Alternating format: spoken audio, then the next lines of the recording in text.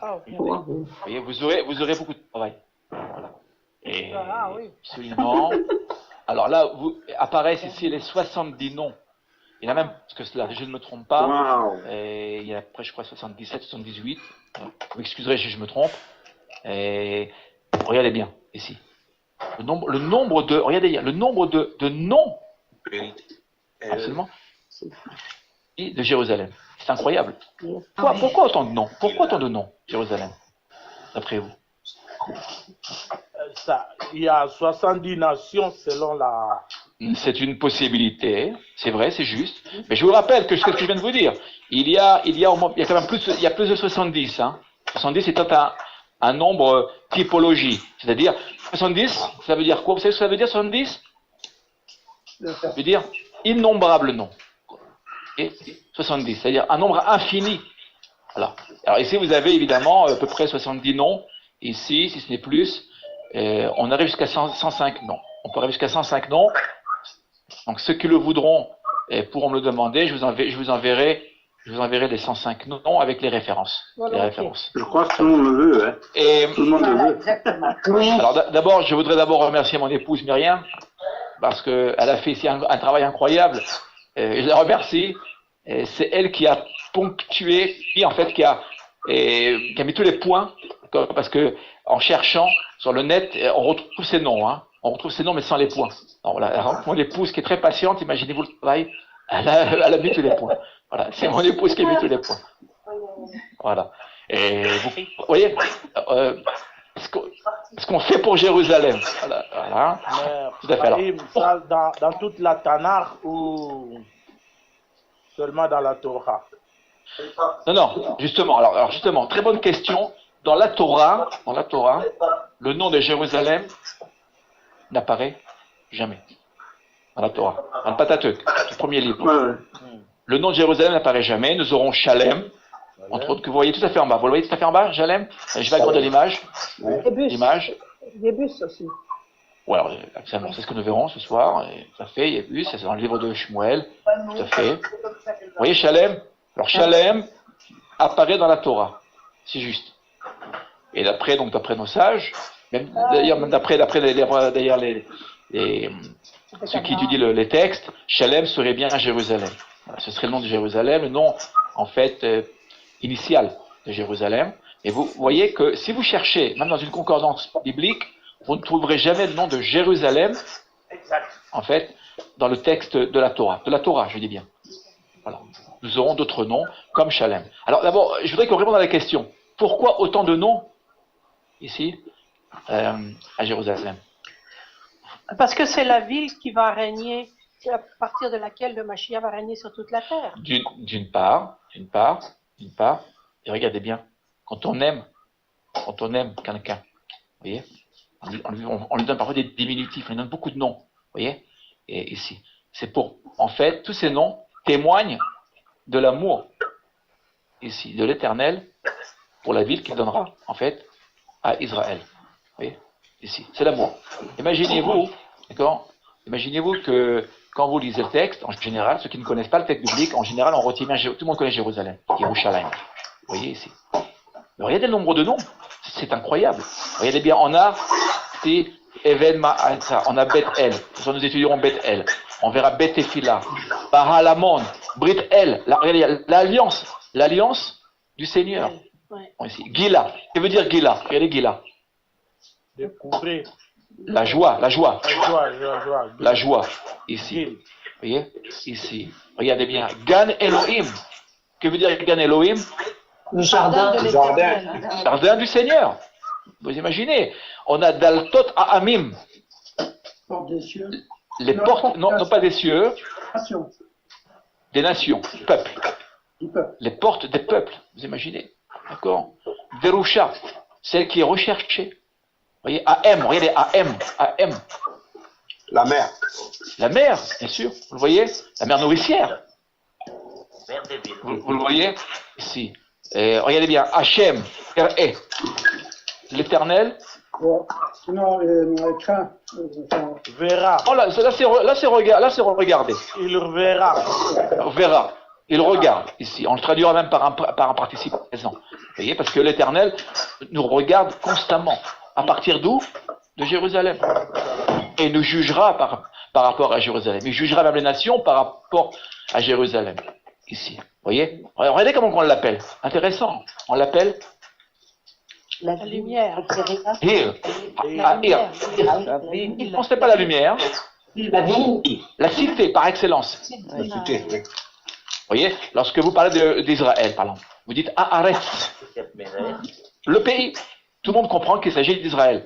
Quand vous direz Ahir, tout le monde comprendra qu'il s'agit de Jérusalem. Jérusalem. C'est la cité par excellence. Vous voyez, ici. Voilà. Donc je vous invite vraiment à reprendre tous ces noms. Vous voyez, et donc je vous enverrai, si vous le voulez bien, si vous le désirez, vous aurez donc tous les noms de Jérusalem. C'est assez passionnant parce que vous aurez aussi les références bibliques. D'accord. Alors ce soir, on prendra quelques références. D'accord. Imaginez-vous si on avait dû prendre les 105 références. D'accord. On serait là jusqu'à l'année prochaine. Voilà. Pour vous montrer aussi un autre point qu'il n'y a pas d'autres sources, je dirais religieuses, on peut le dire, où le nom de Jérusalem apparaît autant de fois. C'est le Tanar. Dans le Tanar, vous l'aurez dans le Tanar et dans la tradition orale. Alors dans le Tanar, c'est vraiment, vous avez le maximum de noms dans le Tanar. Hein, dans le Tanar. Surtout dans les prophètes. Et vous verrez que celui qui bat tous les records, nous pouvons le dire, d'après vous, quel est le prophète qui bat tous les records au niveau de la... Isaïe. Exactement. Isaïe, tout à fait. J'ai pu faire un travail de statistique, vous voyez, et c'est évidemment dans le livre du prophète Isaïe qu'apparaît le plus souvent le nom de Jérusalem. En fait, sous ces différentes formes. Voilà. Ici. Non, excuse-moi, Raïm. Alors, oui. Est-ce que dans cette revue-là que j'ai semaine après semaine, il faut retenir une chose, c'est que la conquête de Jérusalem a réussi quand les deux royaumes ont été réunis. Quand les deux peuples ont été réunis. Tout à fait, Jérusalem. Alors, c'est pas le but de notre sujet ce soir, mais c'est très bien de l'avoir dit. Esther, Jérusalem est la ville qui réunit en fait toutes les tribus. Je vous rappelle vous rappelez David. Il a régné où David au début? À Hebron. Hebron, tout à fait. Plus de 7 ans. C'est même l'un des noms de Jérusalem. Tout à fait. Tout à fait. Ce qui s'est passé, c'est que les sages d'Israël sont venus voir David à Hebron. À Hebron, ils lui ont dit, mais tu ne peux pas rester à Hebron. Voilà. Si tu veux réunir toutes les shvatim, c'est-à-dire toutes les tribus, tu te dois de te rendre à Jérusalem. C'est ce que fera David. Donc c'est la ville qu'on verra à la fin de notre étude qui réunit en fait toutes les tribus donc Israël, et évidemment nous verrons le monde entier aussi. Nani, bonsoir Nani. Bonsoir Nani.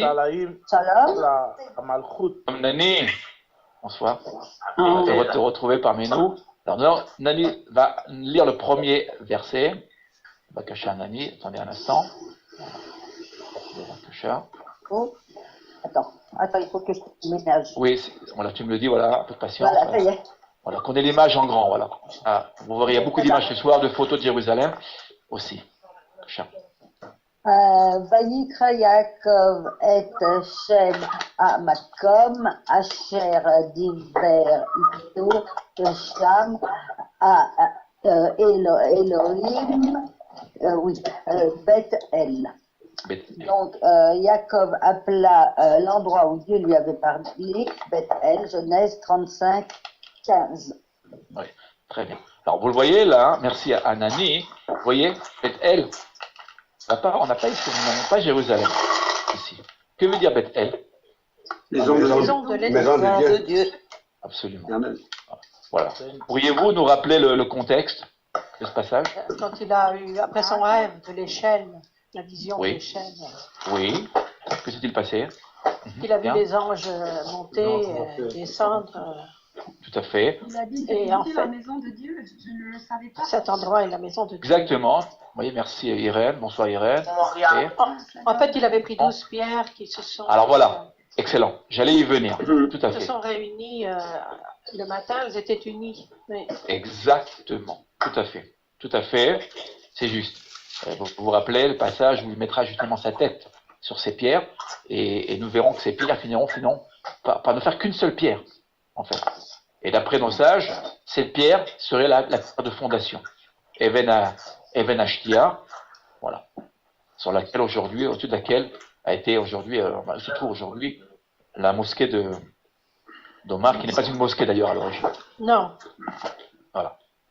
Voilà. Vous voyez donc Beth-El, ici, la maison de l'Éternel. Alors, c'est vrai que nous n'avons pas encore le nom de Jérusalem, mais déjà, vous voyez ici, Jérusalem, en fait, apparaît. Juste une remarque, vous voyez, allez bien. Vous voyez le mot Cham, ici. Là-bas? Là-bas, là, regardez bien. Ici, ce terme, Cham, c'est aussi le nom de Jérusalem. Ça, je le rajoute. On peut le rajouter. Vous voyez? Cham. Mais Quoi Cham? Pourquoi? Regardez l'itération qu'il y a dans le texte ici. Bon, vous avez vu Cham? Regardez bien.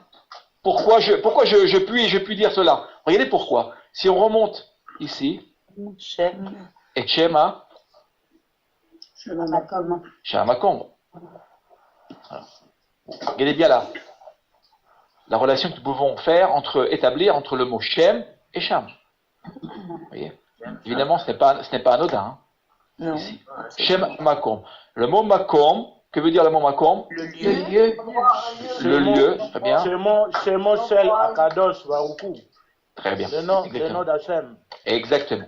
Makom en hébreu, Ha-Makom. Regardez bien. Ha-Makom. Nous avons ici. Le lieu par excellence. Alors, le lieu par excellence, c'est évidemment Jérusalem, c'est Beth-El. Mais le mot Makom, c'est aussi un des noms de l'Éternel. Comme vous le savez, l'Éternel a aussi plusieurs noms. Vous savez, il a Hachem, et il y a Adonai Tsevaot, Elohim, etc. D'accord? Un des noms qui est beaucoup moins connu, c'est vrai. Et pour ceux qui connaissent la tradition d'Israël, c'est Hamakom, le lieu. Pourquoi? Regardez bien. C'est ce que je vais vous montrer. Makom se rapporte à elle. Vous voyez? Regardez bien, ici. Kom, le lieu, l'Éternel. D'accord? Il est là, il est elle, ici. Et Bait, nous pouvons même le ramener ici, Hacham, ici. Là. Il s'y trouve. C'est le lieu où se trouve, en fait, la présence divine. Voilà. J'ai aussi une question. Oui, attendez. Oui. Bevakasha. Ouais, la question c'est, il y a une autre ville qui s'appelle Bethel. Oui, c'est juste. Alors. C'est la ville moderne. Oui. Exactement. Non, c'est vrai. Il y a dans le texte plusieurs possibilités de lecture. C'est juste. Tout à fait. C'est juste.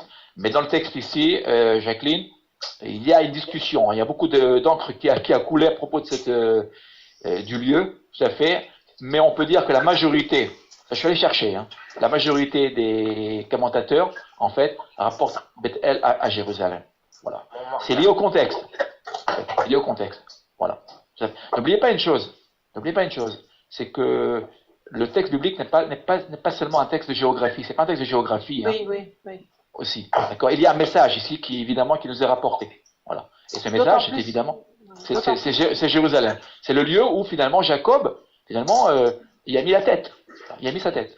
D'autant plus qu'il y avait cette échelle en connexion avec le ciel. Et nous voyons encore les connexions avec ce mur de ce tunnel où il y a toutes les prières qui montent vers le ciel. Tout à fait, c'est le contexte. Exactement, tu rejoins ce que je viens de dire, Jacqueline. C'est le contexte qui permet de nous le dire. Tout le contexte. Et d'ailleurs, on n'a pas trop le temps de le faire, mais si vous vous reportez, moi je l'ai fait avec mes amis avec lesquels nous étudions, on vient de finir le livre de Bereshit, tout le livre de Bereshit. Et ceux qui ont suivi le cours, Sylvie, est-ce que Sylvie parmi nous? Oui, je suis là. Le breton, oui. Tu te rappelles, lorsque nous avions étudié le passage l'échelle, eh bien nous nous étions rapportés justement au texte prophétique où nous retrouvons en fait Jérusalem sous le terme de Makom, Ha-Makom aussi. Voilà. On le retrouve. Il y a beaucoup de connexions que nous pouvons faire. Et c'est évidemment Jérusalem qui n'est pas cité explicitement, mais dans le texte, quand vous le lisez, ben, ça saute aux yeux, quoi. Je veux dire, c'est, quand vous lisez le contexte. Aïe, il y a aussi autre chose, c'est que le fameux rocher qui a pris Jacob, qui s'est rassemblé plusieurs rochers, c'était. C'est ce que je viens de dire. Les rochers qui ont servi au sacrifice. Oui, c'est la pierre de fondement, tout à fait. Et non, et après, c'est devenu la pierre de fondement, oui. Voilà, tout à fait. Oui, qui voulait intervenir? Je ne sais plus qui voulait intervenir. Isaac Jacob. Tout à fait. Qui voulait intervenir? Irène, je crois, non? Non, non. Non. Ah, ok. Esther, oui. Esther veut intervenir. Esther. Je suis peut-être à côté de la plaque, mais je viens de voir un truc. Makom, il y a Koum dedans. Donc, Bien sûr. on se tient debout. Très très bien, c'est juste. Non, tu as tout à fait raison, Esther. C'est parfait. D'accord, voyez Macom, regardez bien. C'est excellent, même je dirais. Regardez bien. Voyez ce que vient de dire. Regardez, c'est de la grammaire. Regardez. Voyez le même. Regardez bien. Voyez le même. C'est le lieu. D'accord. La provenance. Et évidemment, vous retenez ici là le verbe koum. Se tenir debout. Oui, absolument. Se tenir debout. Voilà. C'est le lieu où Israël se tiendra debout. Vous voyez, c'est même le lieu de la résurrection d'Israël. Amen. Amen. Vous voyez, c'est Jérusalem, c'est le cœur d'Israël et le cœur du monde. Sans Israël, on ne serait pas debout. Vous voyez. Et il y a aussi autre chose, c'est qu'on prend Shem et elle, on les met côte à côte, c'est Shalem. Tout à fait. Merci à vous.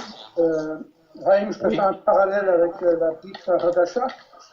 Oui, Bavakasha, je t'en prie, Patrick. Yeshua dit de lui, vous verrez désormais les anges monter et descendre au-dessus du Fils de l'homme.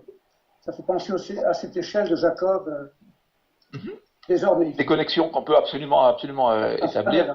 Tout à fait. Et Jérusalem, évidemment, dans les évangiles, d'accord, extrêmement important. D'accord. Voilà. Jésus, se rend à Jérusalem à plusieurs reprises. Nous le voyons. Jérusalem joue un rôle extrêmement important.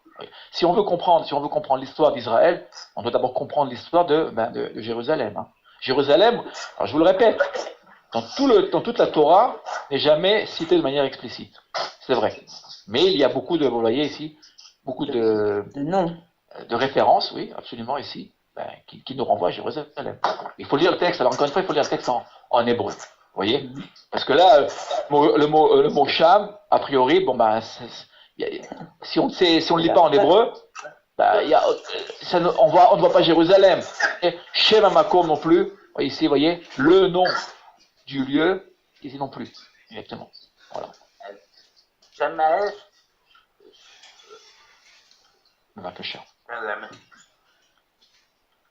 On donne la parole à Catherine. Je vois Catherine Terrousse, bonsoir. Shalom, Catherine. Shalom. Broucha Ba'a, bienvenue. Sadarabba. On va regarder l'image, si vous voulez bien. Voilà. En espérant que tout le monde reçoit l'image.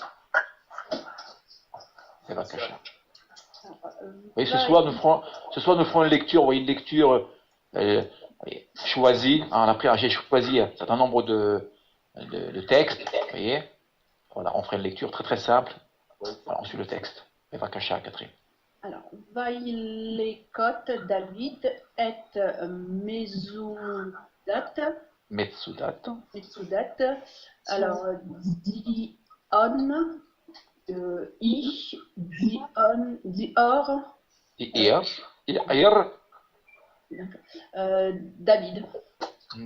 David.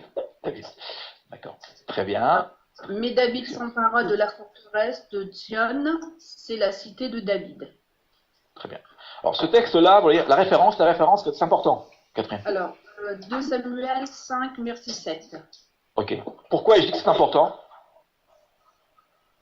Regardez pourquoi. Le mot Sion, ici, là. Apparaît pour la première fois. Oui, très bien. Excellent. Ephraim. C'est excellent. Et Sion apparaît pour la première fois ici. Ici, tout à fait. Et cette ville appartient à qui? À Dieu. À l'origine? L'Éternel. Oui, juste, mais à l'origine. Historiquement parlant. Jébusien. Tout à fait. Au Yébussim. Tout à fait. Ça s'appelle Jérusalem. Tout à fait. Jébus.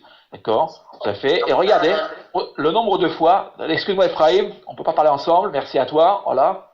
Tu auras la parole, mais il faut la demander, d'accord? Sinon, on aura du mal à communiquer. Merci. Voilà, merci. Combien de fois apparaît Tion dans le texte biblique? 154. 150 fois. 154 fois. Vous imaginez le nombre de fois? C'est énorme. C'est énorme. D'accord? Aucune autre nation, d'accord, ne peut se valoir de ce que nous, voyez, de ce qui apparaît ce soir ici sur l'écran. Ici. Vous imaginez? Que veut dire Tion? Oui, Manhattan? Quand tu dis dans les textes bibliques, il faut bien préciser dans toute la Tanakh ou seulement... Non. Dans le Nach. Tanakh. Nevi'im et Ketuvim. D'accord? Ok. Nous ne l'avons pas dans la Torah. La preuve, c'est ce que vient de dire notre ami Ephraim. Ici, ce qui est très juste. Ici, la première fois où apparaît le nom de Tion, vous voyez, dans le second livre de Shmuel, chapitre 5, verset 7. Voilà. Je vous ai rapporté la référence, la traduction de Samuel Cohen, qui me paraissait intéressante ici. Vous voyez, il n'a pas traduit Sion, il a laissé Tion. Voilà. Très bien. Que veut dire Tion? Pourquoi cette cité est appelée Tion? Une terre aride. Fortification. Une terre aride. Alors, j'entends Manhattan, là, oui, Manhattan, aride. Aride. Excellent. Désertique, c'est des déserts. Oui, le désert, tout à fait. Sylvie, on l'a vu d'ailleurs, on l'a vu ensemble il n'y a pas longtemps. C'est juste. Sia, du mot Sia. On va l'écrire. Attendez, on peut avoir un tableau. Attendez, je vais essayer d'avoir un tableau. Là, voilà. Il y a plusieurs mots alors pour le désert. Oui, il y a un instant. Il y a plusieurs mots, bien sûr. Le mot Sia, ici. Je crois même qu'il y a un dégage fort ici dans les YouTube, si je ne me trompe pas. Ici, Sia veut dire désertique. C'est une région désertique. Vous voyez? Sèche. Quel rapport entre Sion et le désert? Quel rapport? Désert de Judée?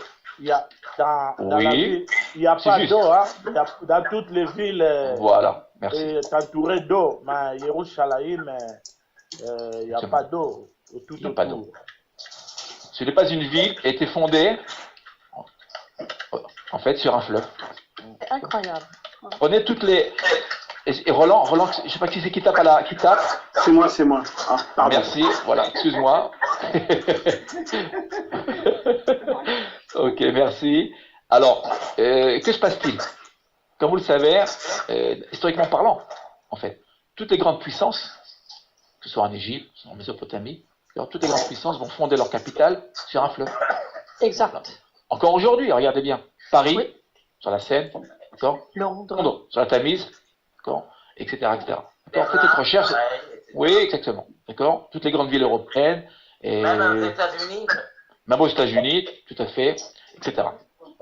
Pourquoi l'Éternel a donc dit à Israël, à David, la capitale d'Israël sera donc Jérusalem? Parce que c'est le Dieu où il réside. C'est lui qui pourvoit. Non, oui, mais exactement, tout à fait.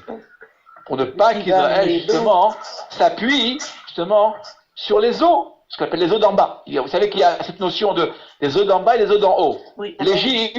L'Égypte, en fait, elle se nourrit des eaux d'en bas. D'en bas, le Nil, la puissance du Nil, vous vous rappelez, ils creusaient ils creusaient avec leurs pieds. Ils arrivaient à irriguer, en fait, les champs. Ici. Israël, non. Le pays d'Israël est un pays de montagne. D'accord? Il y a un peu de montagne et de monts, et de monts de vallées. Pourquoi?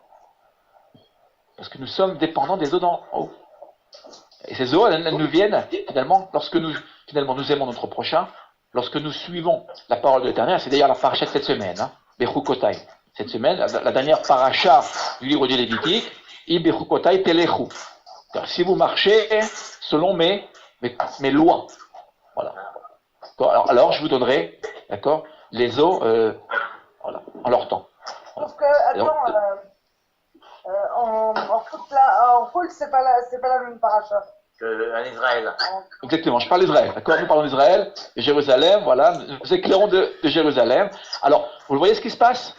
Sion, en fait, elle est, comment dire, soumise à la providence divine. Pour ne pas que l'homme vienne, qu'Israël vienne dire, regardez, finalement nous avons réussi, parce que nous avions des eaux et que notre intelligence nous a permis finalement de développer une ville prospère. Pas du tout. D'accord, nous dépendons des eaux d'en haut. Aujourd'hui, quand vous vous rendez à Jérusalem, c'est une merveille.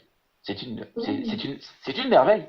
C'est vraiment si on vous dépose, si je venais vous déposer à Jérusalem, voyez, on n'y croit pas. C'est pas possible.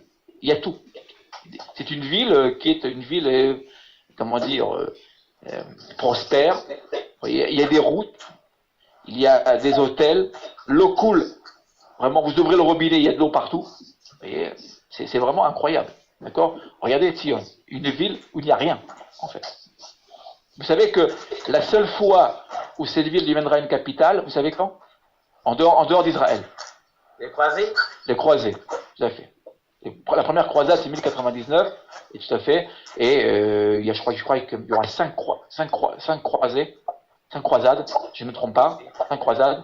Et lors d'une des croisades, je ne sais plus laquelle, vous me pardonnerez, et bien, Jérusalem est devenue une capitale pour un temps vraiment très très court. Voilà. Très très court. Voilà. Mais aucune nation n'a véritablement voulu transformer cette ville en capitale. Pourquoi? Parce qu'il n'y avait pas d'eau, il n'y avait rien, en fait. Ah ouais. On a appellera, regardez bien. On a vu aussi dans la révolte des Masada. Ils étaient coincés là. Ils n'avaient pas d'eau. Non plus. C'est juste. Les eaux de Masada sont des eaux qui sont. Les eaux de Masada sont des eaux qui sont en fait conservées et dans ce qu'on appelle des borotes. Voilà. Dans les citernes. Voilà. Citernes creusées à même le roc. Voilà. Pour ceux qui connaissent Masada. Oui. Pour Masada, il faut savoir que dans les romans pris Masada, ils ont trouvé les citernes pleins et les greniers pleins. Mais les habitants n'avaient pas d'espoir. Donc c'est pas simplement. On revient à notre texte. Si vous le voulez bien. Merci. Qu'on ne soit pas hors sujet. Merci. Voilà. Masada, on le fera pour peut-être une prochain webinaire. On revient. Regardez le second nom de la ville. Cité de David. Ir David. Pourquoi? Voilà. Pourquoi? Regardez bien. En un seul verset ici, nous avons ici déjà 2 noms. Tzion, Ir David. C'est même un quartier de Jérusalem moderne. Ouais, un instant, frère. Excuse-moi, Ephraim. J'ai du mal. J'ai beaucoup de mal. Merci. Merci à toi. D'accord? Voilà. Ce que je voudrais dire, Ir David. Pourquoi ai-je rapporté Ir David? Aujourd'hui, comme vous le savez, l'UNESCO, les nations, beaucoup de nations aujourd'hui, la plupart des nations ne reconnaissent pas, en fait, cette ville comme étant une ville juive, israélienne et juive aujourd'hui. Ils disent que nous sommes des colons à Jérusalem. Regardez ici le texte. Si on se rapporte au texte, il n'y a pas de doute. La ville est bien la ville de David. Voilà. 3000 ans d'histoire. C'est 3000 ans d'histoire. Nous avons ici 3000 ans. En inversé, nous avons ici 3000 ans d'histoire. Voilà. Je vous rappelle que David apparaît ici 2 fois. Voilà. Que veut dire David? Le bien-aimé. Le bien-aimé, tout à fait. D'accord. Dod. Dod en hébreu. C'est l'oncle, oui, c'est juste, c'est l'oncle. C'est aussi le bien-aimé. Voilà. Les Chadodi, les Kratkala que nous chantons le vendredi soir. Les Shabbat, les Kabbalah. Les Kabbalah, tout à fait. Et Dodi, nous l'aurons. Je vous renvoie à Isaïe. Isaïe, chapitre 5, le chant de la vigne. Voilà. Israël est appelé Dodi. Voilà. Mon amant, mon bien-aimé. Voilà. Ma bien-aimée. Et donc, évidemment, l'Éternel qui aimait beaucoup David, il lui offrira, en fait, ici, Jérusalem, qui deviendra la capitale éternelle, voilà, d'Israël. Là, je voudrais aussi revenir sur le nombre de fois, vous voyez, 154 fois. Quand vous étudiez un texte biblique, vous devez faire aussi intervenir la statistique. Et lorsqu'il dit de Jérusalem, imaginez-vous, Jérusalem apparaît combien de fois dans le texte biblique? Avec toutes ses composantes. 660 fois. Voyez, on approche les 700 fois. Vous voyez, on approche les 700 fois. Voilà. Alors, j'ai pas fait le calcul exact, vous voyez, mais on pourrait le faire. Imaginez-vous, il n'y a aucune nation au monde, d'accord, et qui est même dans le Coran, d'accord. Jérusalem n'apparaît pas. Voilà. Alors, dans le Coran, alors, les musulmans l'appellent Al-Quds, Vous voyez? Et ça s'arrête là. Voilà. Ils disent eux-mêmes que le nom de Yerushalayim ne se trouve pas dans le Coran. Hein. Oui, non. Il l'admet. Alors là, je vous invite, vous voyez la photo à gauche, la photo. Là, je vous invite à visiter ce qu'on appelle Ir David. Ir David. Qui connaît la ville de David, la cité de David à Jérusalem? Moi, je la connais. Oui, moi aussi. Oui, Jacqueline. Qui d'autre? Oui. Moi, je la connais aussi. Moi, je la connais. Moi. Ok. Frédéric, Jean-Frédéric. Voilà. Et le Cara. Oui, moi aussi. Vous l'avez visité. Voilà. Oui. Très. Alors, vraiment, il faut vraiment connaître ce lieu. Et là, ce que vous voyez, la photo que j'ai faite d'ailleurs cette année, hein, ici, elle est récente. Ce serait donc les restes du palais du roi David. Là, ils font toujours des fouilles, hein, là. Ah, toujours. Le reste qui ont été trouvés il y a peu de temps. Toujours. Tous les jours, on découvre quelque chose. Tous les jours. Excuse-moi, Chaim. Bon, pas que 154 fois, tu prends les chiffres de 154, tu prends les chiffres et ça fait 10. Et ça fait le nom de Yud, ça va sauter aux yeux. Merci, j'y ai pas pensé. Merci à Esther. Et Jérusalem nous inspire. Voilà. Ça fait 1, 4, 5 et 5, 10, et ça fait Yud, ça fait le nom de Dieu. Merci à Esther. Oui, alors, moi je vous invite, cette année. Voilà, je vous invite donc à visiter donc la ville, la cité de David, où d'ailleurs habite notre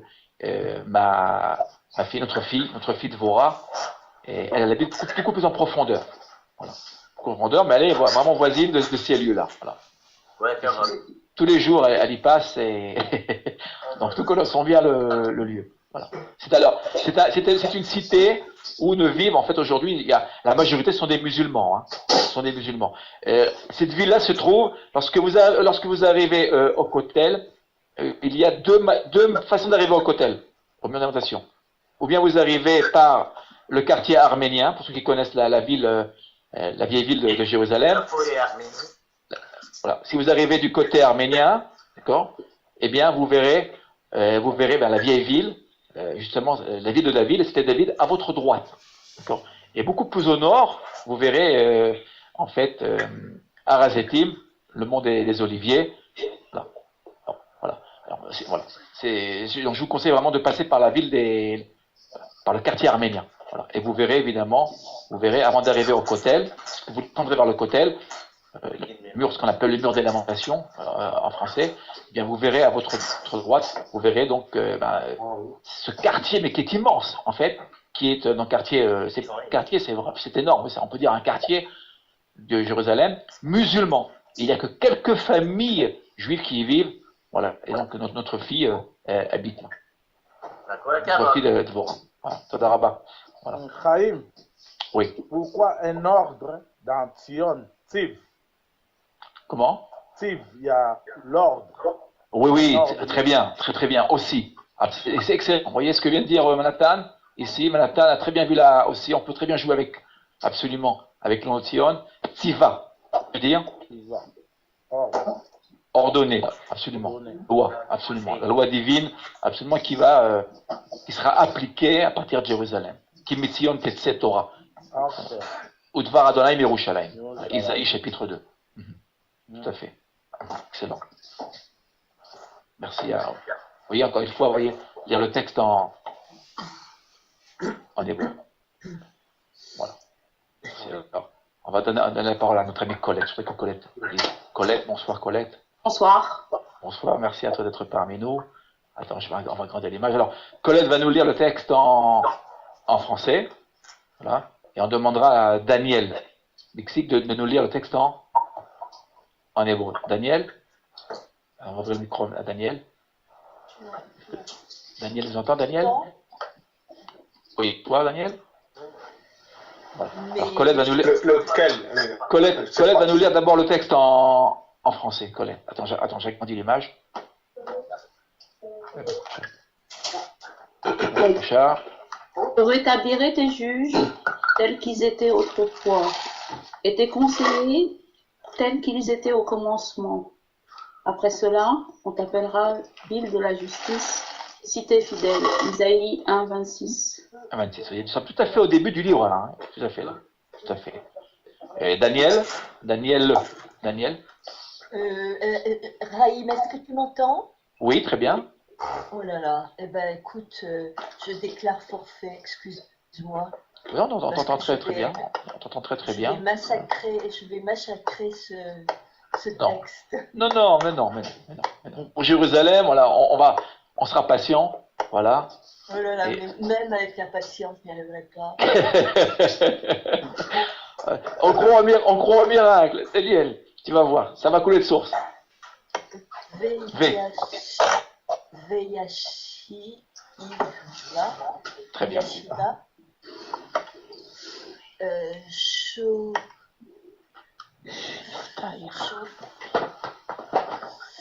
Chauffer. Oui. Chauffer. Ta. Ir. Non, c'est pas possible.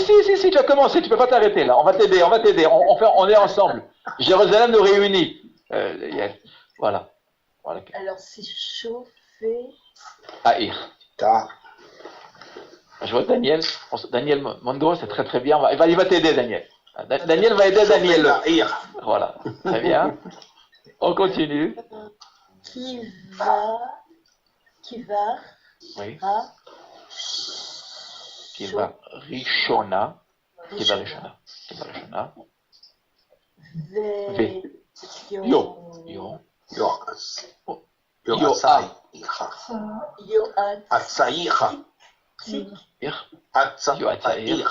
Parfait. Tir. Très bien. Voilà. On continue. Et va, Echila. Et là, ici, vous voyez le point. Ici, attention, le point dans le tav est un point Dagesh Razak, un point fort. Donc le Sheva est lu comme un Sheva mobile. Hein. Ke va Techila. Voilà. On continue. Achare Chen. Achare Ken. Chen. Attention, Achare Chen ici. Chen. Ken. Ikare. Lach. Ir. On lit ensemble. Lach, Ir, A. Tzedek. Kiria. Neemana. On va reprendre le texte ensemble. Bravo, Daniel. Ashiva. Bravo, vraiment, vous voyez, on y est arrivé finalement. Courageux. Ve'ashiva. Shofeta'ich keva rishona. Ve'yo'atza'ich keva techila. Acharei chen ikare. Lach ir atzedek kiria neemana. Ok. Ouais, tu vois, intéressant. Alors, ici, regardez bien, nous avons deux noms, Jérusalem. Deux noms qui se suivent. Oui, en français, si vous voulez, on pourra le relire en français. Oui. Je rétablirai tes juges tels qu'ils étaient autrefois, et tes conseillers tels qu'ils étaient au commencement. Après cela, on t'appellera ville de la justice, cité fidèle. Isaïe 1,26. La traduction de Louis II. Oui, j'ai un petit peu varié les traductions ici, ce soir. Il y a quelques traductions d'ailleurs que j'ai totalement refondues, vous le verrez par la suite. Très bien. Voilà. Dis le texte, là, regardez bien. Jérusalem. Amen. C'est une prière d'ailleurs, ce texte-là. Vous voyez, Esther et Ephraim disent Amen parce que ce texte-là a été introduit, en tout cas une grande partie du texte. Hein. La première séquence ici, vous voyez ce que j'encadre? Voilà. Ici a été introduit dans la prière quotidienne. Ici. Voilà. De la Hamida. Très bien. Regardez les deux noms de Jérusalem. Je voudrais qu'on s'y arrête un instant. Ir Tzedek. La cité de justice. On en est, regardez, on en est ici dans le livre d'Ésaïe, chapitre 1. Dès le début, regardez bien. Dès le début, que dit Isaïe? Et de la justice, cité fidèle. C'est de la justice. Absolument. De la justice, regardez bien, c'est la justice. C'est une ville qui est fondée sur la justice. Sans justice, cette ville-là eh bien, elle est vouée à sa perte. Rappelez-vous, si vous vous rapportez au livre de Echa, les Lamentations. Alors là, je vais très loin, évidemment. De quoi s'agit-il? Jérémie, d'accord? Que dit-il? Isaïe le dira, évidemment, mais Jérémie le dira encore beaucoup plus fort, encore même. Qu'est-ce qui se passe-t-il? Il n'y a plus de justice. Il s'étonne. Oui, dès lors qu'il n'y a plus de justice, que se passe-t-il? À Jérusalem? Le mur s'écroule. Tout s'écroule. Jérusalem s'écroule, en fait, et tout cela, finalement, tout le royaume de Judée, de Yehuda, va s'effondrer. D'accord? Ça, c'est le chapitre 2. Hein. Chapitre 2 d'Isaïe, vous le verrez. Et on verra, y apparaîtront, on y verra les dirigeants d'Israël, dirigeants spirituels et politiques, en fait, corrompus. La corruption. Dès lors qu'il y aura de la corruption à Jérusalem, et Israël s'en ira en exil. D'accord? Ici. Vous voyez, donc le fondement même de Jérusalem, c'est la justice. C'est quel Dieu contre c'est la raison pour laquelle je vous ai mis cette photo. Voilà. Que représente cette photo? Le palais de justice. C'est plus que le palais de justice. C'est la Cour suprême. Ah. La Cour suprême d'Israël qui se trouve à Jérusalem. Vous savez que toutes les grandes institutions officielles se trouvent où? À Jérusalem. Alors voilà, ce soir on commence par la Cour suprême. Là, j'ai voulu faire le lien, vous voyez, le lien entre le texte biblique, ici, et ce qui se passe aujourd'hui à Jérusalem. Et Lyon. Finalement, la Cour suprême n'est pas à Tel Aviv. Avec tout le respect que nous devons à Tel Aviv, et la Cour suprême est à Jérusalem. Pourquoi à Jérusalem? Regardez, quel est le fondement de la présence de la Cour suprême à Jérusalem et pas à Tel Aviv? Regardez, c'est le texte biblique qui nous le dit. Hein. Tzedek. La ville de justice. Intéressant, nous continuons ici, Kyria Neemana. Voilà. Kyria veut dire cité. C'est une cité, une ville. On a ici, on a ce qu'on appelle ici un parallélisme. Vous voyez le parallélisme? Regardez bien ce que je vais faire. Voilà. Et Ir équivaut à Kyria, et Tzedek équivaut à Neemana. Regardez bien, Neemana. Il y a plusieurs sens, hein. Okay. Il y a plusieurs sens. Neemana veut dire. Quelle est la racine de Neemana? Emouna. Amen. Amen. Amen. Amen. C'est bon. Amen. Regardez bien. On va. Emouna, quoi? Emouna, tout à fait. Amen. Amen. Que veut dire Amen? C'est ainsi. François, oui, François voulait prendre la parole. François. Croire. Oui. Croire, très bien. Tout à fait, c'est juste. Avoir foi en. Avoir foi. Ok, Amen est aussi a le sens du mot émet. Hein. Émet, vérité. Ah oui, vérité. Vérité, c'est le féminin de Amen. Non, c'est un synonyme. Hein. Un synonyme. Mon rêve dit que. Ça veut entraînement aussi, non? Emouna, également d'entraînement. Attendez. Un par un, à l'instant. On est avec Jean-François. Tout à fait. Amen aussi, en hébreu moderne. Leit Amen veut dire s'entraîner. Tout à fait.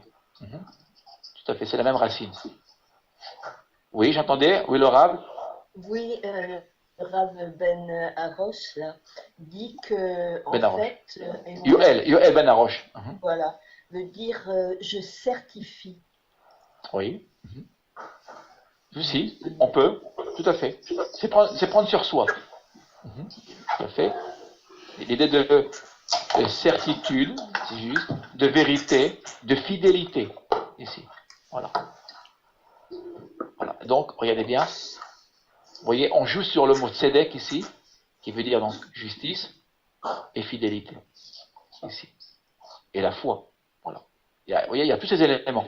Et dès lors que la fidélité à l'éternel disparaîtra, que la justice disparaîtra aussi, Jérusalem ira à sa perte. C'est ce que dit Isaïe dès le début.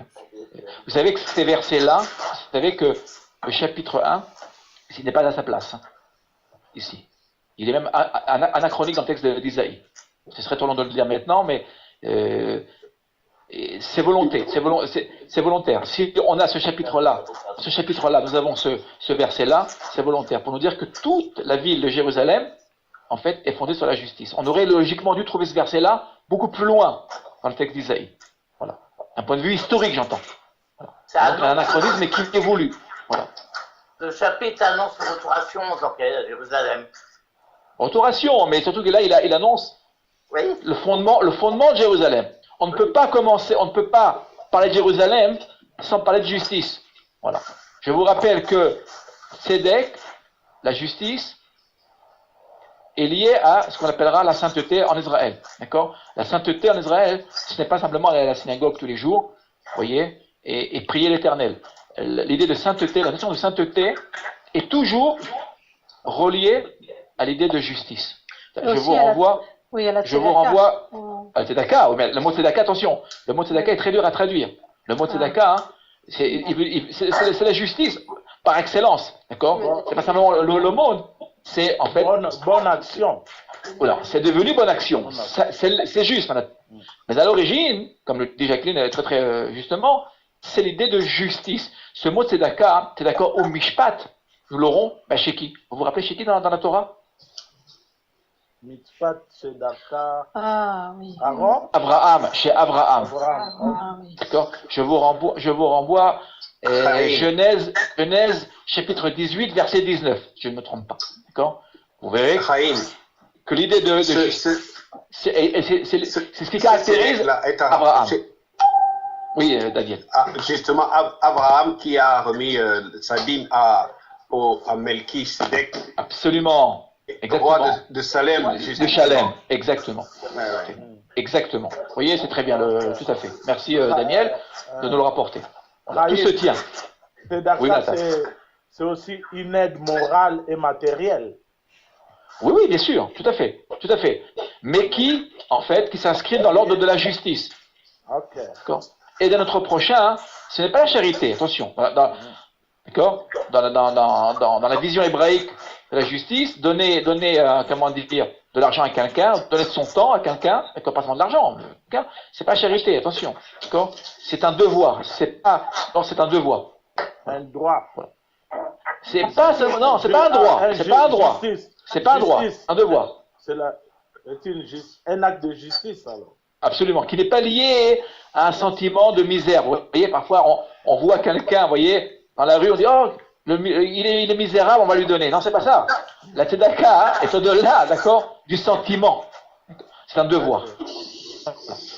Parce que si nous avons, que ceux qui ont se doivent de donner, de répartir en fait. C'est ce qu'on appellera la répartition, d'accord, de ce que nous avons. Voilà. Vous voyez, c'est une ville du partage ici. Pourquoi elle est liée à la sainteté, Chaim? La sainteté, c'est séparé. Oui, justement, alors, regarde, comment s'appelle la ville? Elle a plusieurs noms. Ir HaKodesh, on va l'appeler aussi. Voilà. Okay. Ir HaKodesh. La ville, on va le voir ce soir d'ailleurs, regardez bien. On va le voir ce soir, mais je vous le mets tout de suite, on va le voir tout de suite.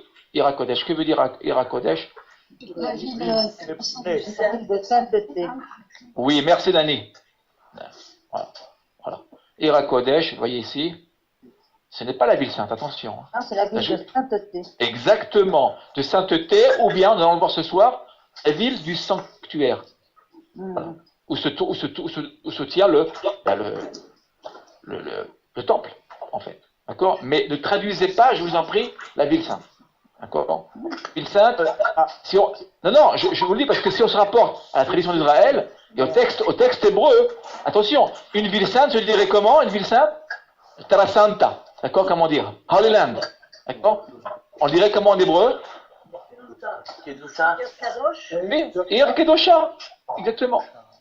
Voyez, on peut dire. Dans le monde chrétien, justement, les croisés, d'accord? Pourquoi je réfute ce terme? Parce que quand je vois ce terme, moi ça me fait penser aux croisés. D'accord? Ouais. Regardez bien. Qui ont voulu libérer le tombeau du Christ. Regardez bien. Ir Kedosha. Ça n'a rien à voir avec Ir HaKodesh. Là, je vous demande de le retenir et donc d'adopter la traduction, d'accord, que nous a proposé notre ami Nani. Ir HaKodesh, c'est la ville de la sainteté. Voilà. Pourquoi la sainteté? Ça veut dire quoi? C'est la ville où va apparaître finalement la lumière divine que nous aurons évidemment nous apporter et à rapporter et à diffuser. Vous le voyez? Ici. Voilà. Mais Chaim. certainement pas Ir Kedusha, d'accord? C'est pas la ville sainte. Voilà, attention à ça. Chaim. Attendez, Manatan, un par un, je vous en prie, merci. On peut dire la ville de celui qui est saint, Akadosh Baruch Hu. La ville de celui qui est saint. Oui, qui est séparé. La ville séparée. Oui. Allez, ça me gêne, il y a le chien qui aboie, merci de fermer vos micros. Voilà. La caravane. Merci. Sinon, je serais contraint de fermer les micros. Voilà. Merci. Oui, qui voulait intervenir? C'est moi, Chaim. Oui, Nani. En fait, la ville de sainteté, parce que ville différente des autres, ville à part. Ville à part, tout à fait. C'est dans ce sens-là qu'il faut le comprendre, absolument. Oui, différente des autres. Différente des autres. On peut dire même ville unique. C'est unique. La preuve, regardez, la preuve, donnez-moi une ville au monde, là je vous mets au défi, là, qui a autant de noms. Je n'en connais pas. D'accord? J'ai un peu cherché, pas beaucoup, je l'avoue, d'accord? Mais je ne connais pas une ville au monde qui aurait 70 noms, on va dire.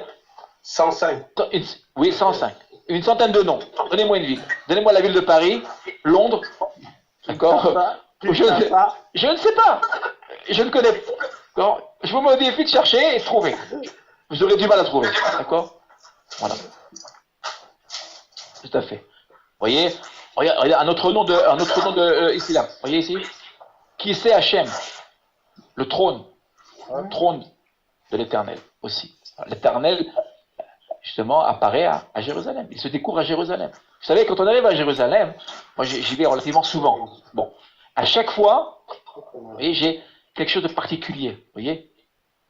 Quelque chose en moi. Vous voyez, je suis toujours, comment dire, très fébrile quand j'arrive à Jérusalem. C'est pas comme si j'arrivais à Ashkelon, où je vis quotidiennement. À Jérusalem, c'est autre chose. Vous voyez, ici. On est toujours, comment dire, il y a quelque chose dans l'air, d'accord, qu'on ne découvre pas ailleurs. Voilà. Et Raïm? Oui. À côté de qui c'est Adonai? Kelilat, Yofi? C'est quoi? Comme la nuit, la belle? J'ai du mal à t'entendre. Je dis à côté de qui c'est Adonai, le mot qui est juste avant. Kelilat, Yofi, ça veut dire quoi? Kelilat Yofi veut dire la couronne de beauté. Khalil. Alors Khalil, ici, qui veut dire aussi, elle est bien, et qui englobe toute la beauté du monde. Vous voyez? Kolel, Klal, Kol, ici. La Tiophie, c'est une couronne de beauté. La couronne de beauté. Aussi, diadème. Il y a aussi Kelly, Chaim, Kelly. Oui, aussi, on a Kelly aussi. Absolument intéressant aussi. L'instrument. Voilà. Donc voilà. La Cour suprême se visite. Hein. La Cour suprême se visite. Il y a des jours pour visiter la Cour suprême ici. Voilà. Voilà. On n'a pas trop le droit d'en parler, mais la construction de la Cour suprême est très très intéressante. Elle est aussi liée aux sources bibliques aussi. Voilà. Tout se rapporte aux sources bibliques. Vous ne pouvez pas vivre à Jérusalem, ou visiter Jérusalem sans vous référer aux sources bibliques. Voilà. Donc ce cours de ce soir, en fait, est une introduction à un voyage, à une visite de Jérusalem. Vous voyez, quand vous visiterez Jérusalem, prenez tous ces versets et citez-les. Toutes les fois où vous serez dans un lieu, et quand vous irez visiter la Cour suprême, vous lirez ce verset. D'accord? Voilà. Voilà, absolument. Tout à fait. Alors, vous voyez justement, regardez bien là. Vous le voyez là? On y arrive, justement. À propos de la ville sainte, la cité sainte. Voilà. On vient de corriger avant même d'avoir traduit, d'avoir lu le texte. Ici. Je vais demander à Betty. Bonsoir Betty. Attendez, on va fermer les micros, il y a un bruit de fond qui me gêne. Et Betty va nous lire le texte. Betty. Voilà. Betty, j'ai grandi l'image. Est-ce que Betty nous entend? Non. Irène, on va donner la parole à Irène, notre amie Irène. Je vois Irène. Bonsoir Irène. Merci d'être parmi nous. Irène, est-ce que tu peux ouvrir ton micro? Attends, on va ouvrir le micro. Irène, ouvre ton micro. Oui, voilà. Voilà, j'ai grandi l'image. Voilà. Là, il y a beaucoup de silence. On est dans le silence, c'est très bien. Voilà. Quoi qu'il ait dit que pour Jérusalem, je ne garderai pas le silence, mais voilà, on fera le silence ce soir. Uri. Uri, Libshi, Uzer, Sion, Libeshi, Bigbei, Tefarter. Yerushalayim, Ir HaKadosh. Ir HaKodesh. Okay. Ir HaKodesh, Ki Lo Yosif Yavi Bar. Yavo, décidément. Yavo Bar, je suis émue. Od Lachil. Arel. Od Lachel Vetame. D'accord. Yavo Bar, Od Arel Vetame. On va traduire. Réveille-toi, revêt ta parure, Sion, revêt tes habits de fête, Yerushalayim, donc ville sainte, car il n'entrera plus chez toi ni un circoncis ni impur. Ville de la sainteté, je vais le traduire. Voilà, alors justement, vous voyez là, on vient justement de corriger avant même d'avoir lu le texte, et vous le voyez là, je ne suis pas d'accord avec Samuel Cahen. Samuel Cahen, je vous le rappelle, qui était Samuel Cahen? Vous vous rappelez? Qu'a-t-il fait de particulier? Qui peut nous le rappeler? Est-ce que Nissim est là? Nissim se bat. Nissim? Notre ami Nissim? Oui, je suis là. Shalom Nissim, merci à toi d'être parmi nous ce soir. Vraiment. C'est moi qui vous remercie. C'est l'ancien. Monsieur Cahen était le frère de Philippe Cahen, était un magistrat à Colmar ou en Alsace, et il a fini sa vie à Jérusalem en traduisant la Bible, c'est la version qu'on trouve dans Sepharim, et aussi en traduisant même des parties du Rashi, entre autres. Exact. Alors, je voudrais juste corriger un de tes propos, et Nissim, attention, Sfarim, non, c'est pas Sfarim. Lui, il a sa propre traduction. Hein. C'est pas Sfarim. Bien sûr. Mais Sfarim a utilisé sa traduction. A utilisé, voilà, c'est dans ce sens-là. Voilà. Très bien, c'est juste. Samuel Cahen, c'est la première traduction, en fait, en français, faite par un juif, d'accord, par un hébraïsant, en fait. Voilà. Jusqu'alors, on avait des traductions, en fait, rédigées par des chrétiens. Voilà. Et c'est Samuel Cahen qui traduira pour la première fois le texte, justement, en s'appuyant sur la tradition d'Israël hébraïque. Mais attention, regardez bien, malgré tout, là, je ne suis quand même pas d'accord avec lui. Voyez là. Mais il y a eu quand même la traduction du rabbinat. Oui, c'est la traduction du rabbinat. Celle du rabbinat, c'est le Sepharim. Hein. Qui est intéressante pour nous, mais où il y a beaucoup de fautes, hein, je dois l'avouer. Oui. Est-ce que Uri est bien traduit et Lifshi est bien traduit? Comment? Est-ce que Uri Lifshi doit se traduire par un impératif? Oui, parfaitement. Uri, c'est se réveiller. D'accord? Ici, Uri, lève-toi. Réveille-toi. Ici, tout à fait. Alors, ce qu'il faut comprendre, et d'abord, il y a un jeu de mots là. Vous l'avez très bien vu. Hein. Uri, ça nous rappelle, regardez bien, c'est une allitération là. Vous voyez là? Uri, qui nous rappelle le mot ir. Vous voyez le mot ir? Ir. La cité. Vous voyez? Ir. Ir, Uri. Tout de suite, quand vous lisez en hébreu, tout de suite, vous ne pouvez pas manquer cette allitération. Voilà. Donc, je voudrais revenir à Samuel Cahen. Samuel Cahen, vous avez toutes, je vous y invite. Si ça vous intéresse, je vous enverrai aussi le lien. Vous avez toute sa traduction sur le net, sur Internet. Imaginez-vous. Achetez sa Bible, il y a, je crois, 18 volumes, si je ne me trompe pas. Mais énorme, c'était énorme. Pourquoi? Parce que vous avez le texte en hébreu, le texte en français, traduction en français, qui est une bonne traduction, qui est même une très bonne traduction malgré tout. Je peux quand même vous le dire. Et ce qui m'intéresse, moi, ce qui nous intéresse en tant qu'hébraïsant, ce sont les notes. Alors si vous regardez sa traduction, vous verrez qu'il y a autant de notes que de traduction elle-même.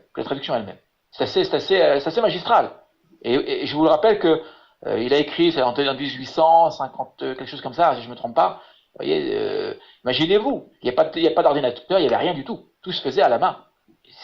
C'est énorme. Et André Chouraki, que nous connaissons tous, s'inspirera de Samuel Cohen. D'accord. Tous les noms, vous voyez, tous les noms en hébreu qui ne sont pas traduits généralement, c'est Samuel Cohen. Généralement, il dira Yaakov, il dira pas Jacob. Vous l'avez vu tout à l'heure. Alors là, il a gardé Jérusalem. Je ne sais pas pourquoi. D'ailleurs, généralement, parfois il met Yerushalayim. Il a laissé Jérusalem. Oui. Quoi qu'il en soit, c'est une très bonne traduction. C'est une très bonne traduction, intéressante, et qui est intéressante pour nous en raison des notes. Il y a beaucoup de notes, des notes érudites même. Voilà. Il y met de l'araméen, de l'arabe, du grec, vous voyez, et beaucoup d'hébreu, évidemment, beaucoup de racines. Vous aurez beaucoup de racines et beaucoup d'explications ici. Mais Raïm, concernant la traduction, Tifareter, c'est pas les habits de fête, Tifareter, c'est les habits alors voilà, de soir. Exactement. Et de puissance. C'est de puissance. Exactement. Tout à fait. Là, vous le voyez, ici, il a traduit des habits de fête, c'est juste. Oz, c'est la puissance. Tout à fait. Vous voyez, c'est pourtant une très bonne traduction, hein, Samuel Cohen. Hein.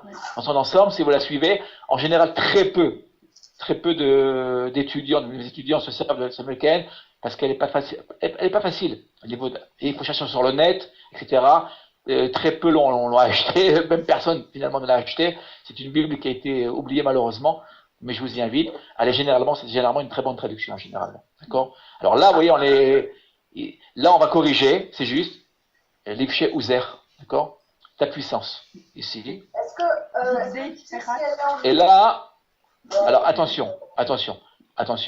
Là, vous le voyez, Tifarter, ici, les habits de ta magnificence. Voilà. Ici.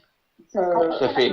Mais pourtant, pour une fois, Tifarter, c'est bien parure qu'il faudrait traduire.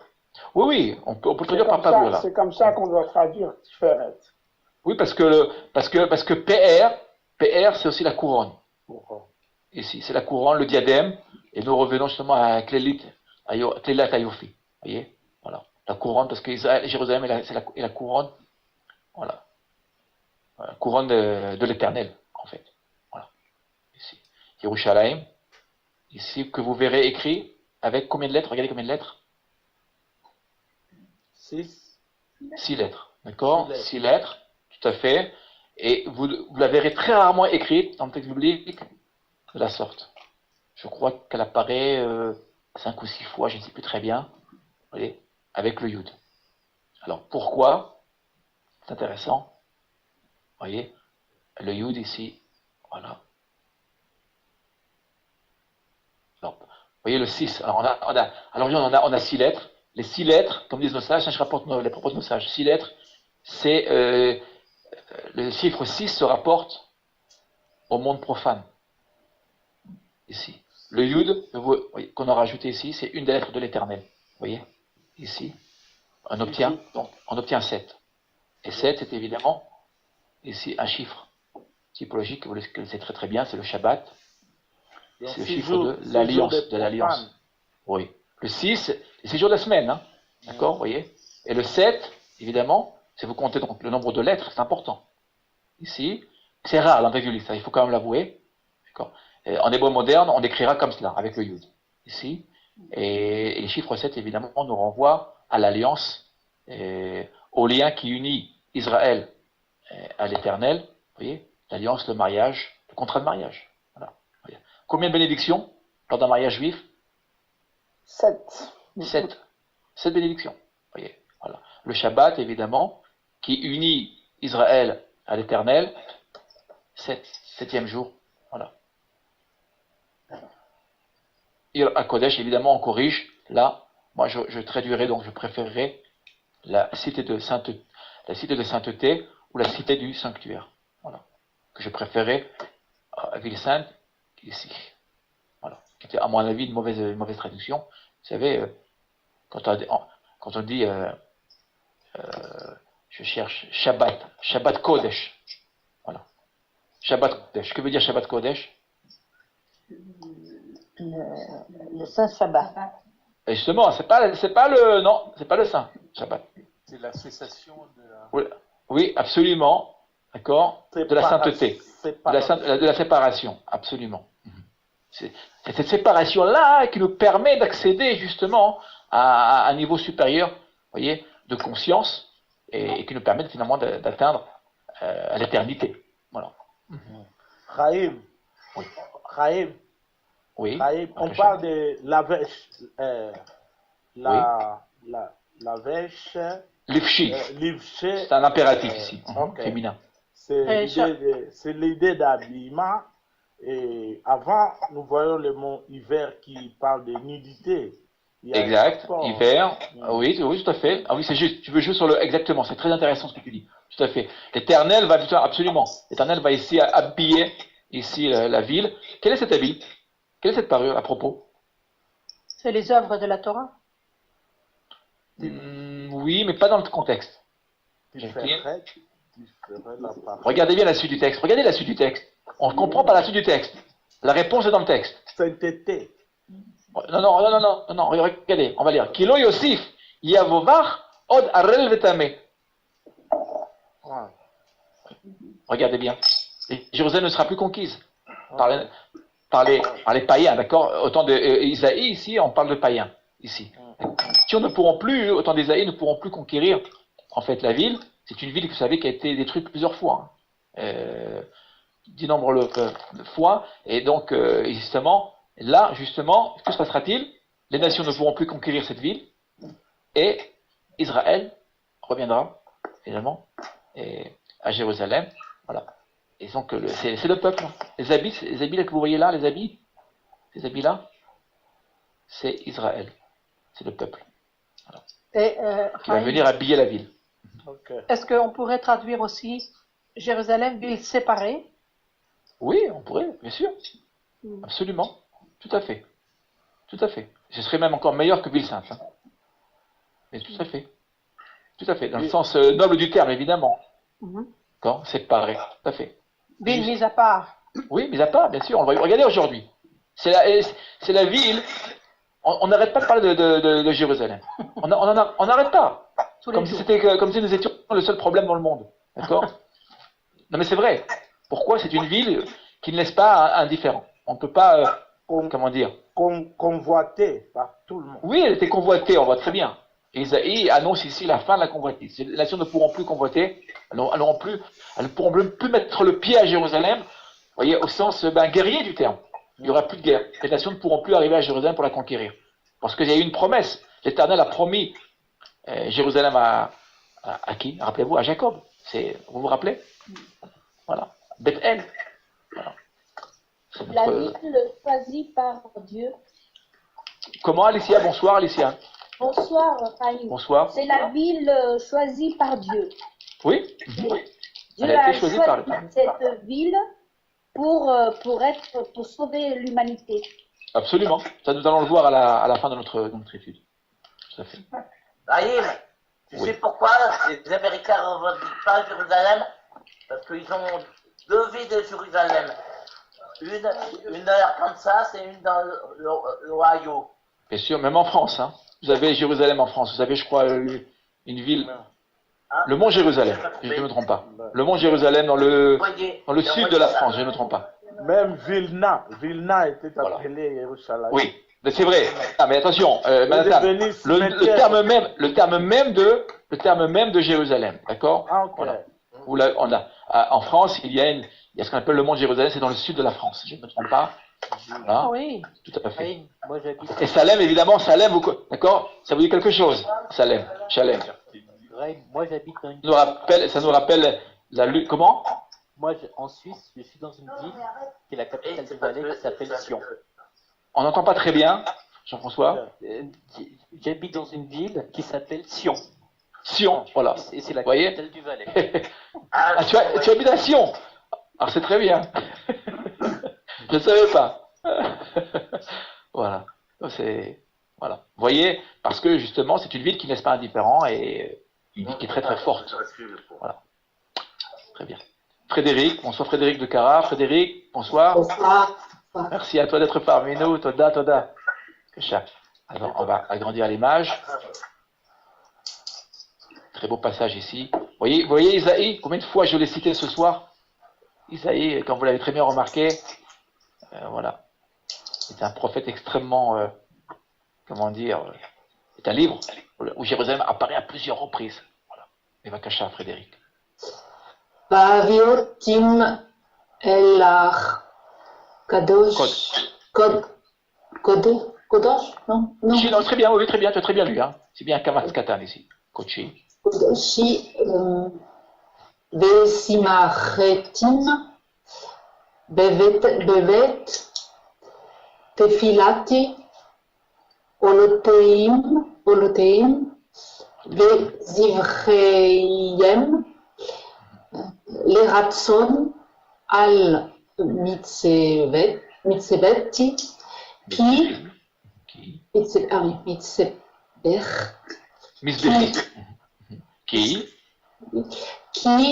bet tefila yakar.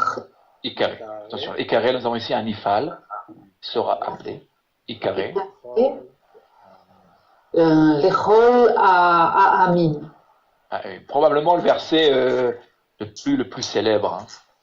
Parmi ceux qui étudient, c'est Isaïe. On va traduire, Frédéric. Je les amènerai sur la montagne de mon sanctuaire et je les réjouirai dans ma maison de prière. Leur holocauste et leurs victimes seront agréés sur mon autel, car ma maison sera appelée maison de prière pour tous les peuples. Isaïe 56, 7. 7. Très bien. Vous voyez, on arrive à la fin du livre d'Isaïe qui comporte 66 chapitres. Hein, ici. C'est une question, Raphaël. Oui, oui. Dans le verset précédent, on disait qu'il n'y aurait plus d'étrangers qui viendraient... Conquérir, j'ai bien dit. Hein. Ah, c'est conquérir, d'accord. J'ai bien précisé, conquérir, au sens guerrier du terme. D'accord, donc c'est pas pareil. Non, attention, justement. Ici, je reviens, attends un instant, je reviens ici, là. Vous voyez, Od Arel Betame. Ici, quand on vous dit dans le texte biblique, voilà, quand on vous dit ici, incirconcis et impur, d'accord, c'est au sens négatif du terme ici. D'accord, dans le contexte. Il faut vous reporter au contexte. Évidemment, là, j'ai dû extraire le verset du contexte. Ici, c'est vraiment le négatif, c'est-à-dire toutes ces nations qui ont voulu s'emparer de Jérusalem, si on s'y arrivait finalement. Voilà. Là, évidemment, c'est dans le sens négatif, mais évidemment, il y aura le sens positif. Hein. D'accord. Voilà. Bien sûr. Et voilà, le sens positif, il est là. Voilà. Que se passe-t-il? Oui. Attendez, on va d'abord expliquer le texte, si vous voulez. Après, on arrivera aux questions. D'accord? Regardez ce que le texte ici. À 2 reprises, dans ce verset, on a Beit Tefila. Je vous rappelle que le mot Beit, ici, c'est une smichout. Hein, ici, on a ici une chaîne construite. Le mot Beit, vous vous rappelez, nous l'avions vu à propos de Jacob. Voilà, nous l'avions. Vous vous rappelez? Ici. Voilà la maison. Beit. Ici. Le temple est appelé maison. La maison. Mais attention, pas n'importe quelle maison. La maison. Beit Tefila. Mais en fait, il y a une faute là. Il y a marqué la montagne de mon sanctuaire, c'est M-O-N, pas M-O-N. Oui, non, c'est moi qui ai probablement fait une erreur ici. Voilà, tout à fait. Vous voyez, j'ai corrigé parce que j'ai voulu corriger en fait une autre version, une autre traduction. Voilà, tout à fait. Donc je m'en excuse. Alors vous corrigerez. Je corrigerai quand j'enverrai le PowerPoint. Tout à fait. Alors là, vous le voyez, regardez. Ici, un autre nom de Jérusalem. Ici, la maison de prière. Tefila. Intéressant. Ça veut dire quoi? Vous vous rappelez l'intention de Shlomo lorsqu'il a construit le temple? Oui. Dans le livre des rois, je vous rappelle. Que chaque personne qui vienne apporter ses prières à cette maison, qu'il soit exaucé. Oui, exactement, tout à fait. C'est-à-dire, un instant, Ephraim, excuse-moi. Ça veut dire quoi? Ça veut dire qu'en fait, que tous les hommes, pas seulement Israël, tous les hommes sont invités, toutes les nations, même les païens, à l'époque, au temps d'Isaïe, sont invités à monter à Jérusalem, en fait, et à y prier. Regardez bien. Pas seulement à y apporter leur sacrifice, mais à y prier. Nos synagogues sont ouvertes à tous. Hein. Il n'y a pas de discrimination. Ceux qui veulent y prier, y entrer, il n'y a aucun problème. Voyez, ça nous l'apprenons de ce texte-là. Et vous remarquerez que là, on ne parle pas seulement de sacrifice, ici, on parle de prière, ici, justement pour ouvrir ce lieu à toutes les nations du monde. Il y avait un côté prière et un côté prière et un côté sacrifice. Il y avait une grande maison. Et parce que les archéologues ont trouvé un endroit qu'ils ont appelé la grande maison. Et quand on parle d'immigration, on parle de l'immigration de la grande maison, non du temple. C'était la première synagogue. Donc Beth Tefila, c'est la grande maison. C'est possible, je ne sais pas, ça je viens de l'apprendre avec toi. Ça a été retrouvé par les archéologues il y a peu de temps. Ça je ne savais pas, quoi qu'il en soit, l'idée sous-jacente ici, c'est qu'en fait toutes les nations pourront monter pour y prier. Voilà, pour y prier. Vous voyez, donc l'ouverture de ce lieu, Jérusalem est un lieu, finalement afflueront toutes les nations. Ça, je vous renvoie à Ésaïe 2. Voilà. Chaim? Oui. En fait, j'aurais une question par rapport bonsoir Annick. Annick. Le Kamatz Katan, comment est-ce que tu sais que c'est un Kamatz Katan? Alors j'agrandis l'image. Voilà. J'explique. Question de grammaire, on va agrandir, on va expliquer. Regardez bien, là. J'explique. Tu vois le signe là? Le ravia. Ravia. Ephraim, excusez-moi, je ne peux pas continuer. Excusez-moi, le silence. J'ai besoin de silence. Voilà, ça me gêne. Ephraim, Esther, merci à vous. D'accord? Ok. Vous voyez là? Vous voyez le Revia, tu vois, Annick? Vous voyez le Revia qui est ici? L'accentuation est sur le chi, ici. Revia. Ça veut dire quoi? Ça veut dire que ici le code, syllabe fermée, on va l'inscrire. On a une syllabe fermée. Qu'est-ce qu'une syllabe fermée? Elle n'est pas accentuée. Non, une seconde. D'abord. Syllabe fermée, c'est une syllabe qui s'achève par une consonne, ce qui est le cas, par un dalet, ici, et qui n'est pas accentuée. Tout à fait. Il nous faut deux conditions. D'accord? S'il manque une condition, d'accord, on aura un kamatz gadol, c'est-à-dire on lira ce kamatz comme un A.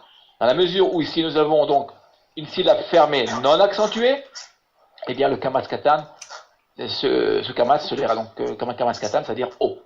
Voilà. Okay. Qui équivaut, on peut le dire, qui équivaut à ce kamatz-là. Hataf kamatz, qui est aussi lu O. On peut dire de cette manière que le kamatz katan, d'accord, est l'équivalent du hataf kamatz. Voilà. C'est la raison. Voilà. La raison pour laquelle, eh bien, j'ai adopté, je l'avoue, grâce à notre ami Nissim, eh bien, le texte avec l'accentuation, ici, là. Vous voyez, Nissim a tout à fait raison. Depuis que je le fais, je suis beaucoup plus à l'aise avec vous d'ailleurs, et avec moi-même. Il vaut mieux, voilà, dans une étude qui se veut une bonne étude, on doit absolument mettre les accents. Voilà. Donc Nissim, notre ami Nissim a tout à fait raison, et c'est la raison pour laquelle j'ai introduit maintenant, quand vous l'avez remarqué, le texte avec l'accentuation. Voilà. On est passé à l'étape supérieure. Merci à Nissim. Chaim. Oui. Ici, Hachem parle aussi de Yerushalayim comme son épouse, Betty. Ah, excellent.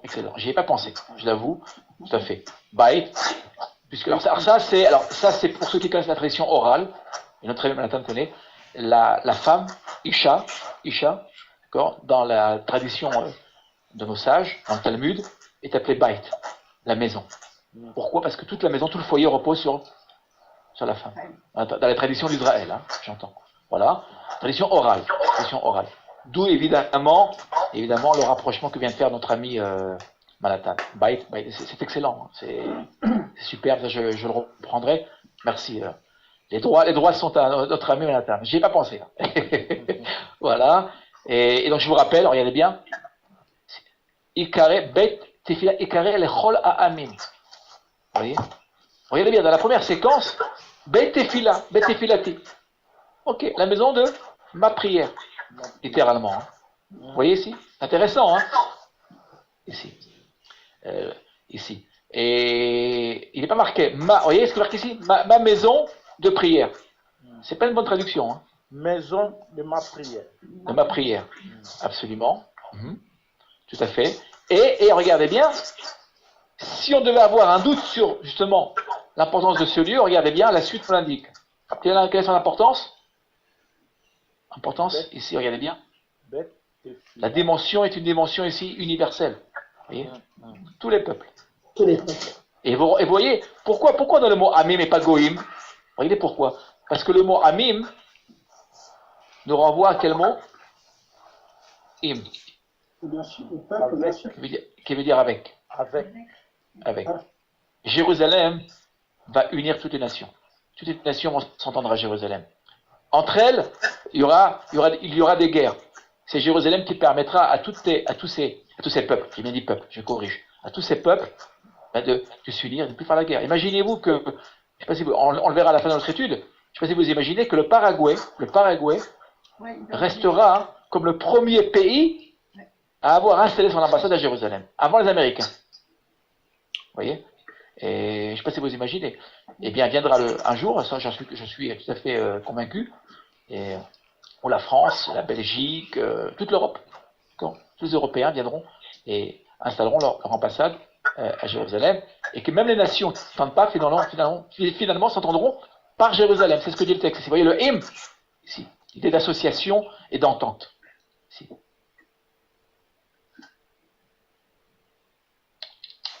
Ah, merci à vous.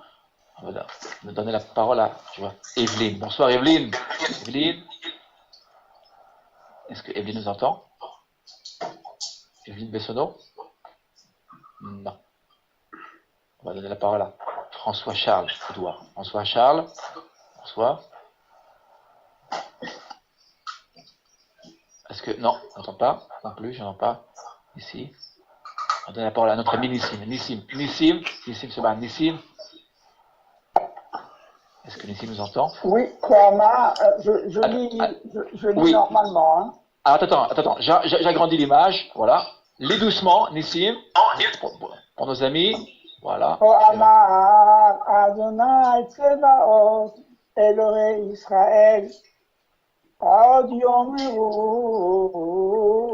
et hadavar hazeh, be'eretz Yehuda u'varav, be'shuvi et shuvitam, yevarechecha Adonai, newe tzedek harakodesh. La traduction est très belle lecture. Ainsi a dit Adonai Tsevaot, le Dieu d'Israël. On dira encore ceci dans le pays de Juda, de Yehuda, et dans ses villes, Beshuvi et Shebutechem, lorsque je ramènerai vos retours.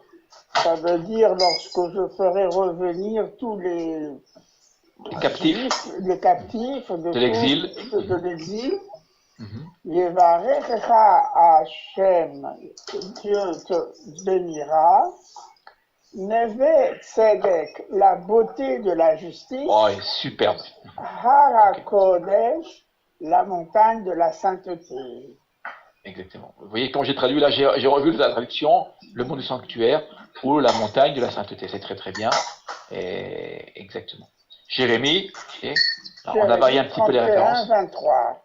Voilà, tout à fait. Jérémie. Oui, ce soir, on verra quelques prophètes, Isaïe, Jérémie et Ézéchiel. Très très bien. Alors, regardez la traduction là. Vraiment, c'est pas prémédité, hein, vraiment pas. Et vous le voyez. Comment a traduit notre ami Nissim ici, Neve Tzedek? La beauté.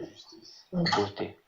Exactement. Vous voyez. Alors, vous voyez le mot Neve ici. À l'origine, c'est le mot Nava. Ici, il est mis sous une forme de la chaîne construite. C'est une chaîne construite. Nava va devenir Neve, qui veut dire, alors dans le dictionnaire, vous verrez demeure. Hein. C'est un lieu, un endroit, un lieu. Mais on n'a pas le mot Makom. On a bien le mot Neve. Pourquoi? Justement, parce que là, nous retrouvons le mot Noi. Le mot Neve nous renvoie au mot Noi. Que veut dire Noi? C'est le même mot. Hein. Beauté, la beauté. Beauté, bien sûr. L'esthétique. Le mot Noi, c'est l'esthétique. D'accord? La beauté. Tout à fait. Ornement. Absolument. Absolument, ornement aussi. On aura aussi l'idée d'ornement. Ici, la beauté. Ici, vous voyez? Ici, donc voilà. Oui. quel est le rapport de la grâce, reine, de la justice, de la sainteté et de la beauté? L'impact dans tout ça. Ok. Qui pourrait répondre à notre ami? Eh bien, moi je dirais que toutes ces choses sont contenues dans ce mot. Oui. D'accord, mais pourquoi? Ben, comme ça. Alors ça, je vais vous. Alors là-dessus, il faut revenir. On va le faire ensemble. Qu'est-ce qu'on va faire? La justice permet justement la position de Jérusalem en tant que ville. Oui, la beauté de Jérusalem, voilà, très intéressant. La beauté de Jérusalem, c'est pas seulement sa beauté physique, évidemment, on va le voir par la suite. Nous avons d'autres versets. Sa beauté, d'accord, est liée à quoi? À la justice. C'est une ville qui est belle. Pourquoi elle est belle, cette ville-là? Elle est belle parce que justement, c'est une ville où se trouve la justice. Voilà. Là où il n'y a pas de justice, eh bien, il y a la mort. Vous voyez? Il y a la laideur. La beauté est liée à sa justice. Voilà. C'est une interprétation, bien évidemment. Voilà. Et puis, il y a aussi autre chose. On va le voir ensemble. Attendez, ce qu'on va faire. Là, je vous ai préparé. Attendez. Je ne sais pas si je vais retrouver ce qu'on va faire ensemble. Un instant. Oui, un instant. Ça, c'est pour répondre à notre ami. Un instant. Un instant. Oui. Non, mais c'est pas ce que je voudrais vous montrer. Regardez ce qu'on va faire. On va aller voir. Vous voyez le texte biblique sous les yeux? Vous l'avez sous les yeux? Oui. Là. Ok. Un instant. On va aller voir le passage de Shemot, Exode. Ici. Un instant. Voilà. Béchalach. Rappelez-vous. Ici, que je retrouve. Venveu. Venveu, c'est le chapitre 15. Je ne me trompe pas.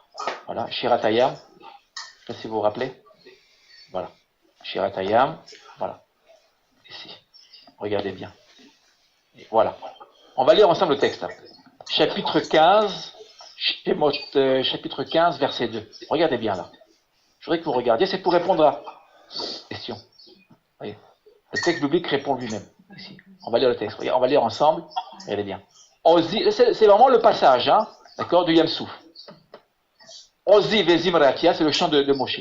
Ozi vezimratia, vayehili lishua. Ze eli ve anvehu Elohei avi va aromemenehu. Voilà le texte. Regardez ici, là. Ici.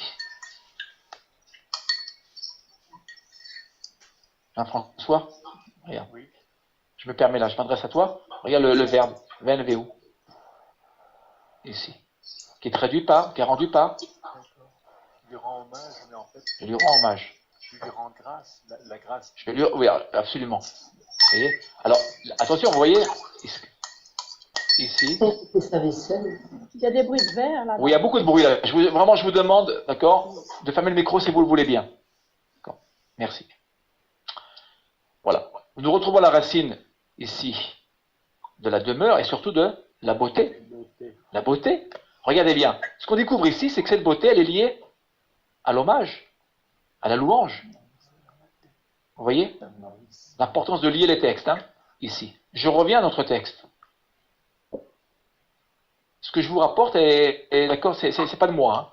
Ce que je vous rapporte, c'est tiré de la tradition d'Israël, hein, ici. D'accord? Eh bien, regardez bien, le Névé qui est ici, là. Moi, tout de suite, quand je le vois ici, je le rapporte tout de suite au texte que nous venons de lire, hein, chapitre 15, verset 2. Exode, c'est-à-dire, en fait, c'est le lieu de la louange. Là, cette beauté, c'est pas seulement une beauté physique. Ici, c'est le lieu de la louange, mais comment louer l'Éternel? D'accord? Justement, par la justice. C'est une ville, Jérusalem, qui sera, on peut dire, un laboratoire. C'est un laboratoire pour le monde, si vous le voulez. Et c'est-à-dire, c'est le lieu, on va découvrir le partage entre les hommes, l'amour entre les hommes, la vérité entre les hommes. Tout, en fait, tout ce que nous ne voyons pas ailleurs, nous devrons le retrouver à Jérusalem. Donc, vous voyez, donc, Névé, ici, évidemment, si vous prenez un dictionnaire, vous trouverez la demeure. D'accord? Voilà. Notre ami ici a très bien compris qu'il s'agit bien de la beauté. D'accord? Mais de quelle beauté s'agit-il? Vous voyez? C'est une beauté qui est liée à la louange. Vous voyez? Ici, de l'homme. Des hommes. De tous les hommes. Oui. On peut peut-être dire qu'il y a la beauté réelle et la beauté cachée. Aussi, tout à fait. Alors, tout à fait. Neve, c'est aussi, absolument, c'est une beauté cachée. Excellent, Irène, aussi. Qui sera révélée par les hommes.